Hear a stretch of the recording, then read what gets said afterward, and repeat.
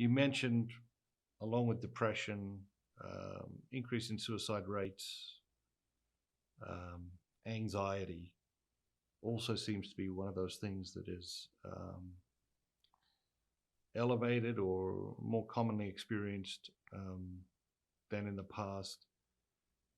Someone comes to you, they're suffering under the weight of anxiety. Where do you start with that person? We start at the beginning. I mean, I always work with a person based on where they're at. So where I start with a person is going to totally be dependent on that individual, that unique experience. But I think in terms of what we're looking at now with the culture, with the rejection of God, I think it's important to understand how necessary it is that we are grounded in these eternal realities.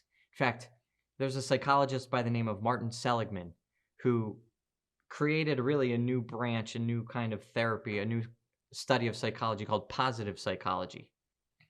And he looks at factors that show a person has what he calls resilience.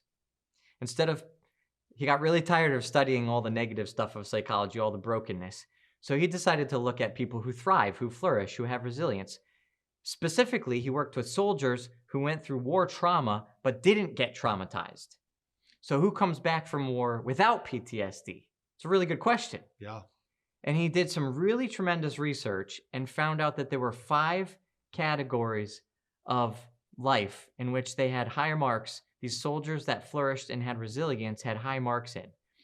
And one of those categories is a worldview in which it's not all on your shoulders. The weight of the world doesn't all fall on you. In a lot of ways, that manifested as spirituality, as religion, understanding there's a God out there somewhere that we can blame, and we can put the responsibility on his shoulders. It doesn't all fall on me. And when we have that, life is easier. When we don't have that, that's tremendously scary to walk around as if it does all fall on my shoulders. So that's in a nutshell, psychologically, what's happening with anxiety. If you're worried about your kids, you're worried about your job, you're worried about whatever it is, a sickness, whatever, it ends up coming down to, am I in control of my life? Am I in control of somebody else's life? Or is somebody else in control? That's why Jesus says in Matthew 6:25, do not be anxious about the things of your life. And then he goes on to talk about the birds in the air and the flowers in the field who are taken care of by God. If there's a God who takes care of us, then we don't have to be anxious.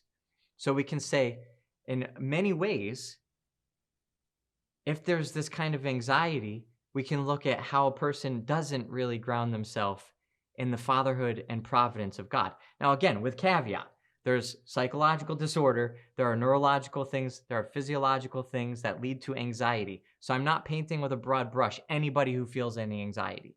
There's lots of other reasons why anxiety comes up.